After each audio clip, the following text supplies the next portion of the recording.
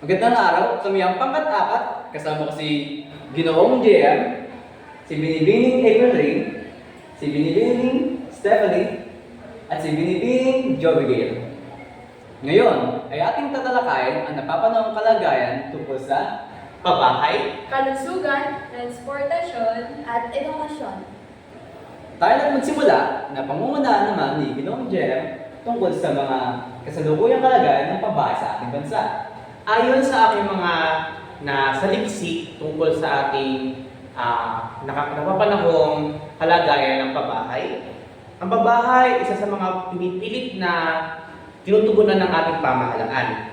Sa pagdami ng populasyon, ay batid natin marami pa ang mga nangangailangan ng mga bahay, lalo na pag ito ay tumagal na. Nakakalungkot isipin na kahit sa ilalim ng tulay at sa mga kalsada ay may mga taong naninirahan or mga taong natutulog na wala man lamang kahit isang mga maaari silang tulugan, mga karton, pwede nang tinutulugan nilang mga karton, tapos mga wala man lang silang mga pang shield or pang bara sa mga ulan kung umuulan man.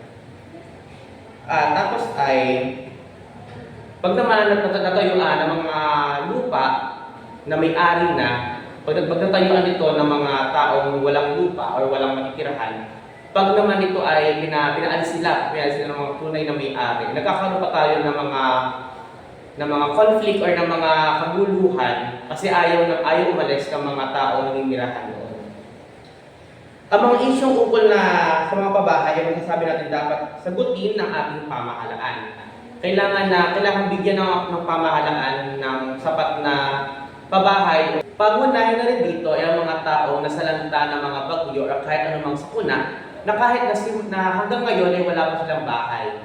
Na paminsan-minsan sila ay nakatira sa mga tent o kaya naman ay namamasukan or nagrumerenta sila. Ngayon nga, sa kakulangan ng mga pera or ng salapi, yung kanilang dapat ipangkakain ay nirerenta na lang sa bahay. Na minsan ay unfair naman sa mga taong mahihirap sa kanilang antas ng buhay. Sa aking palagay, oo nga, binibigyan nga ng pamahalaan ng mga tao ng temporaryang bahay. Kaso, hindi naman sila umaasenso. Hindi sila nagbibigay ng pagsisikap para sila umasenso, para sabihin na para makuha ng permanente yung bahay na yun. Pag naman ngayon nga, temporarya, mga ilang months lang, mga ilang buwan, pwede nang kunin ng pamahalaan yun. Magkakaroon pa ng conflict o magkakaroon pa ng kaguluhan kasi nga, binigay na sa kanila, tapos kung kailangan pang kunin. Kayo, meron pa kayong bibigay pang karagdagang para sa mga nasabi ko?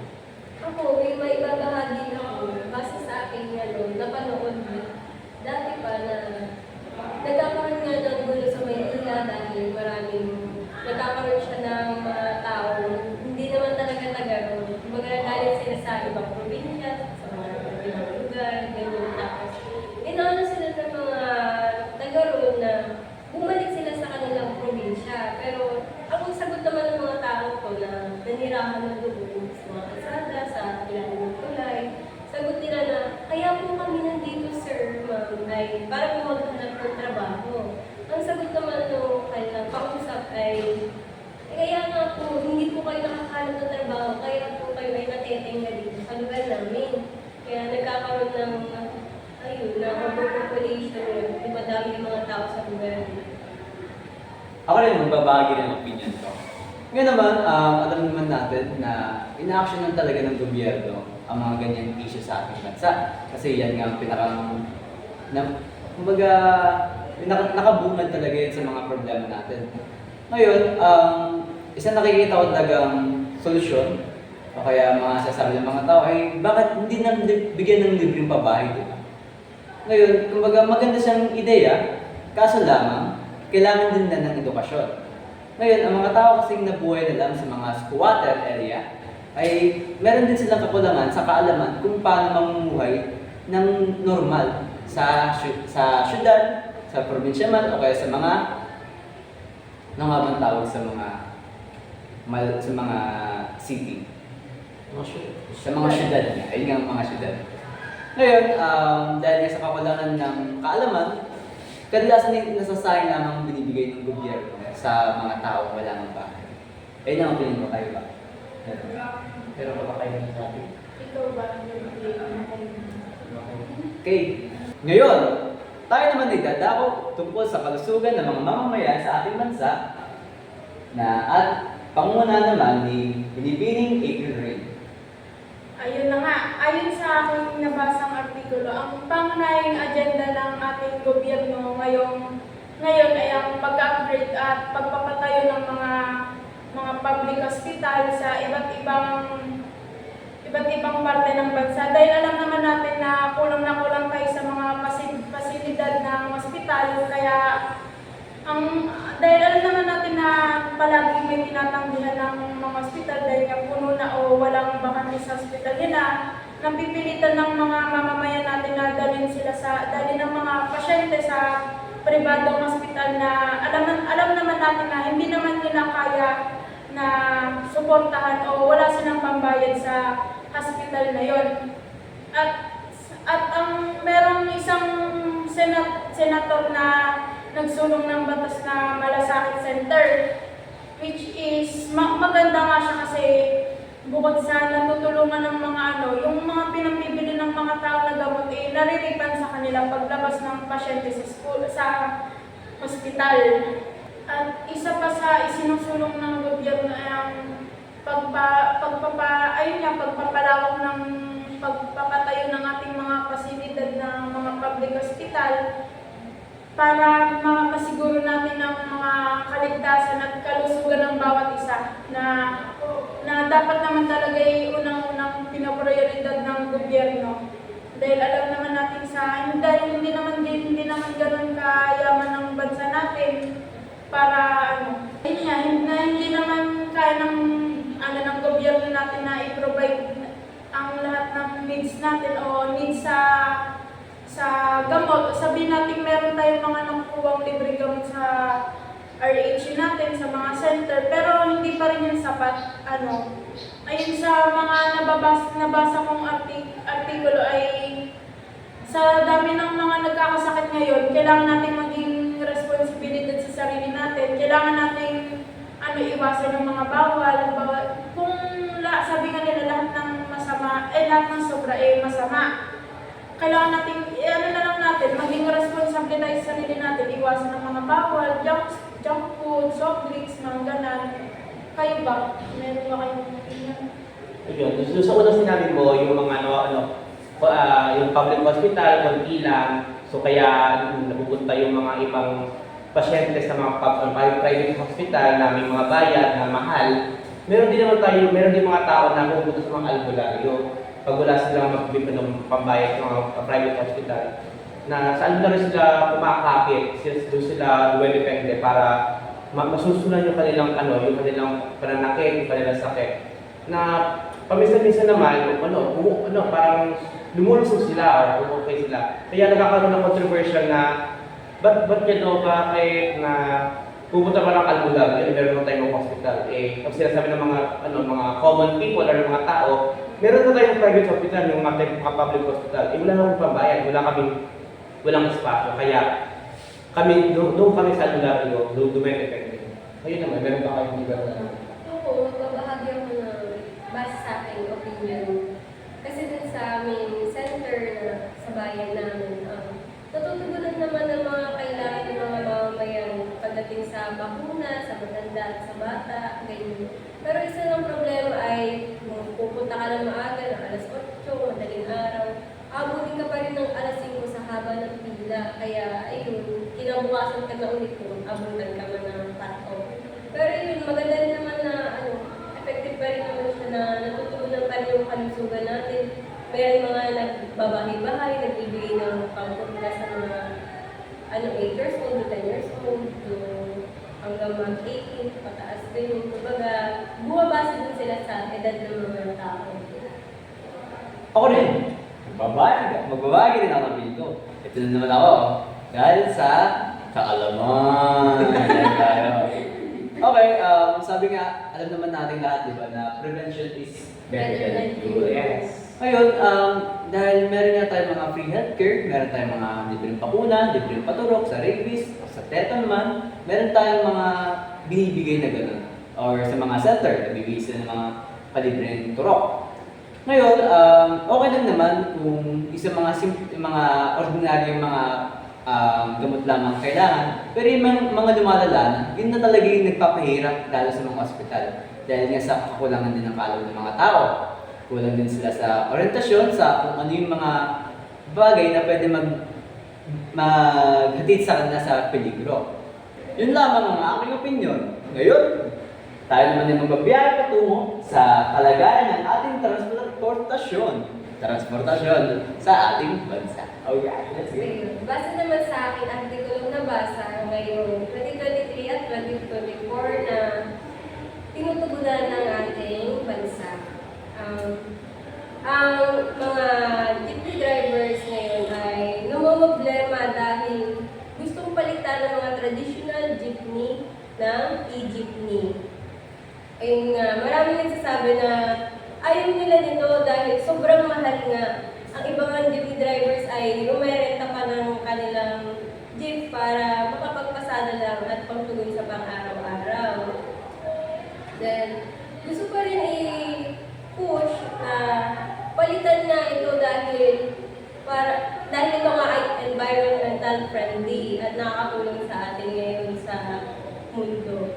Pero, ay marami na nagrarally na ayaw nilang palitan ito dahil sobrang hirap na nga ng mga tao, papalitan pa ng mas mahal na sasakyan.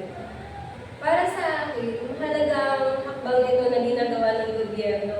Pero bilang isang concern na mamamayan ng Pilipinas, para sa akin, masyado naman itong mahirap sa mga katulad natin na hindi naman ganun kayaman para bumili ng e-jeepney. Oo, maganda siya. Gusto kong mabawasan yung pollution sa bansa natin dahil nga sobrang ingin, sobrang usok, mahirap bumiyahe. Pero kamustahin naman natin ng mga chupet na nahihirapan. Hindi nga sila nakakasweldo ng trabaho nila. Yun na lang ang kaya nila pampasada araw-araw, 300, 600, tapos papalitan pa ng mahal na e-jeepney. Kayo ba? Ano bang opinion nyo? So, ano sa palagay ko, kahit naman probinsya o syudad, nandun pa rin naman yung maiitim na usok at doon na rin tayo nakilala sa jeepney. So, bakit ba papalitan ng e-jeepney? Okay, opinion ko naman, bobomba na naman ako. Ngayon, alam naman natin na syempre, environmental friendly ang maging dulot ng ating e-jeepneys. Pero, sino ba naman papayag na mawala yung naririnig nating maharuro na jeep, di ba? Paano natin malalaman kung mayroong darating na jeep o mayroong lumagpas? Kung tahimik yung e-jeepney. Yun lang naman. Kumbaga, syempre, yung mga jeep na yan, meron sentimental value, meron din siyang history sa ating bansa na tayo mga Pilipino, Pinoy, ay talagang naging creative pagdating sa ganyang bagay. Alam natin yung mga makina ng mga jeepney natin ngayon ay ginamit nga nung gera noon pa at nirecycle upang maging jeepney na ating pinapakinabangan at pinamumuhayan ng ating taong bayan. Alright, ang ating last topic, tayo naman ay magbabiyahe at papasok tungkol sa Edukasyon. Sige, papasok na. Okay. Ito naman ay panguna ni Binibining Jobriel. Okay, pwede na magsimula. So, sa edukasyon naman, alam naman natin lahat na ang edukasyon ang pinakamahalaga sa bawat isa at ang edukasyon din ang tanging yaman na may paiingat sa atin ng kahit sino man. Narito ang 3 pangkalahatang katotohanan sa edukasyon sa taong 2024. Una ay pagkakaroon ng flexible learning options. Ang mga mag-aaral ay binibigyan ng maraming options para sa flexible na pag-aaral, mula sa blended learning na pinagsamang modular at online class, hanggang sa pag-aalok ng mga self-paced course na pwedeng gawing anumang oras. So, pangalawa, pagtaas ng teknolohiya sa edukasyon. Ang paggamit ng mga digital tools at mga online platforms ay naging bahagi ng modernong edukasyon.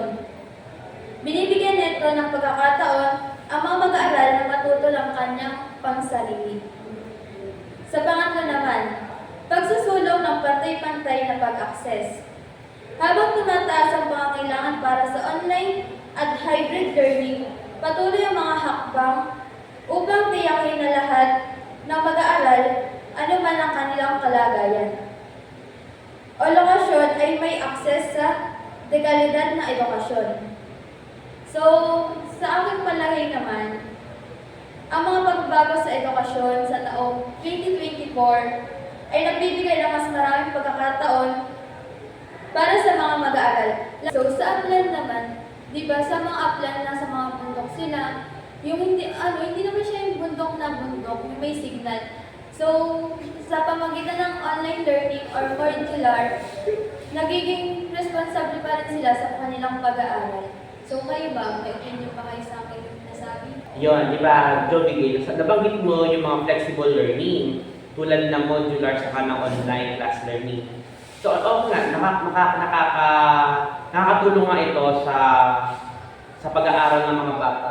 Lalo na nung mga panahon ng COVID-19 kasi hindi tayo pwede makalabas.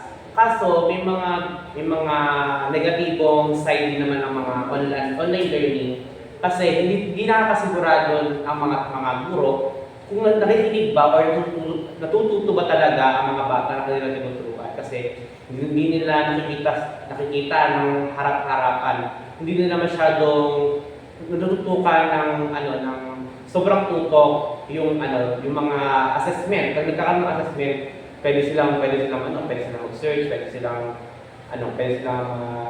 mag-cheat kasi lalo na kasi halos lahat ng information ay nasa social media na. Sa modular naman, may mga may mga bata na hindi natututo or hindi masyadong nakakasabay pag binabasa nila yung modular nila na binibigay ng mga teacher every week or every Friday. Kasi lalo na ngayon na merong mga learning styles na merong visual sa hearing na kailangan may mga nagsasalita sa harap ng mga bata para sila matuto. Yun lang naman mga opinion ko tungkol dyan sa modality niya. Ikaw naman, tayo. Ayun, dagdag ko lang about dun sa modular learning.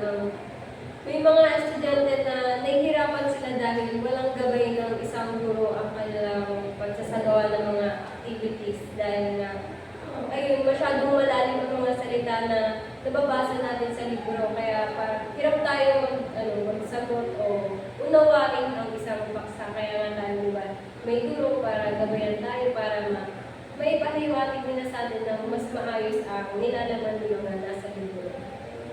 At dito na nga nagtatapos ang ating diskusyon tungkol sa napapanahong kalagayan ng Pabahay, Kalusugan, transportasyon, at edukasyon.